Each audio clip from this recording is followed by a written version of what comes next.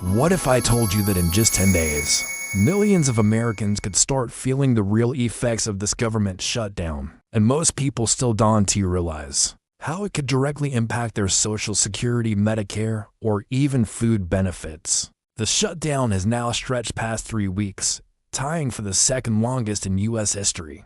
Congress still hasn't passed a budget, and that gridlock means large parts of the federal government no longer have the funding to operate normally. That might sound like just another Washington standoff, but here's what it really means. Federal employees aren't getting paid, agencies can't process new applications, and funds for critical programs are starting to dry up. This shutdown started because lawmakers couldn't agree on spending levels for key programs like Medicare, Medicaid, and SNAP. Both parties are locked in a standoff over what to cut and what to keep. Meanwhile, the real impact is being felt far from Capitol Hill by ordinary people who depend on these services every day. Economists estimate that every week the shutdown continues, it costs the economy between 0.1 and 0.2 percentage points of growth. That is roughly $800 million a day, and if it continues into December, the losses could reach over $1.3 billion daily. What makes this shutdown even more unusual is that, for the first time, the president has said he may withhold back pay from furloughed federal workers, something that has never been done before. If that happens, consumer spending could plummet, hurting local businesses and communities that rely on those workers' paychecks. One of the first programs feeling the squeeze is SNAP, the Supplemental Nutrition Assistance Program that helps over 42 million Americans afford groceries.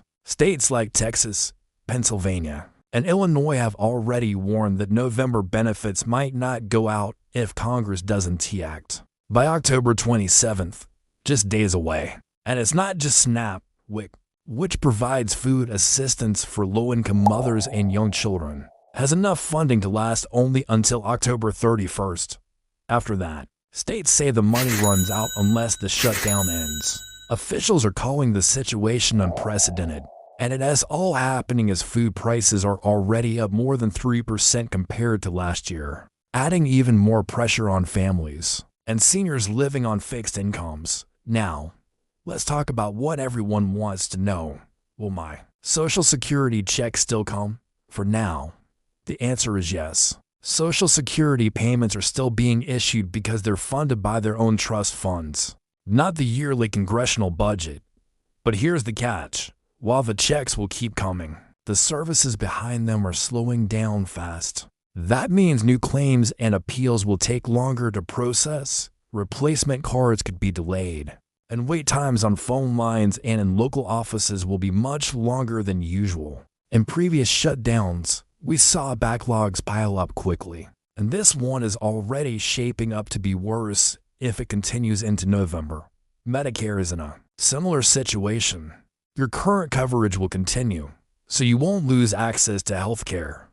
But again, expect delays, slower processing of new applications and plan changes, fewer staff available to handle billing questions, and longer response times during open enrollment. And since we're right in the middle of Medicare open enrollment, which ends December 7th, these slowdowns could make it harder for people to compare plans or make updates in time. If you're planning to make changes, don't wait until the last minute. Get it done early while systems are still running. Beyond these programs, the shutdown is already rippling through the broader economy. Federal workers and contractors have missed paychecks. Small businesses that rely on federal contracts are losing revenue. And even if you're not directly affected, you'll likely feel it through higher prices, slower services, and longer waits for everything from passports to benefit applications. Every day this continues, more pressure builds across the economy, especially for those already struggling to make ends meet. If you or someone you know relies on federal benefits, there are a few important steps you can take right now. First, check your state's website for updates on SNAP or WIC payments. Second, budget conservatively over the next few weeks in case there are short-term disruptions. Third, handle any Social Security or Medicare paperwork early. before the backlog grows.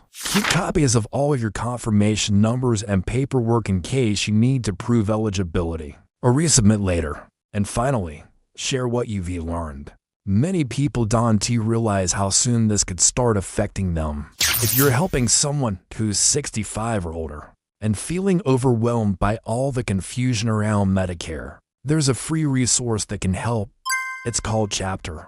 They compare over 24,000 Medicare plans nationwide, and their advisors are salaried, not commissioned, so they're focused on what's best for you, not what pays the most. You can talk to a real person who'll review your doctors, prescriptions, and preferences, and help you make an informed choice at no cost. If you want to reach them, visit askchapter.org/money or call 615-639-1937 for a free consultation.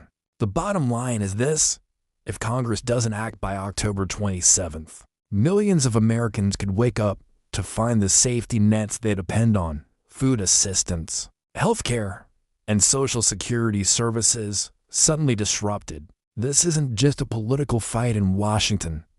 It's about real families, seniors, and communities who are already feeling the strain.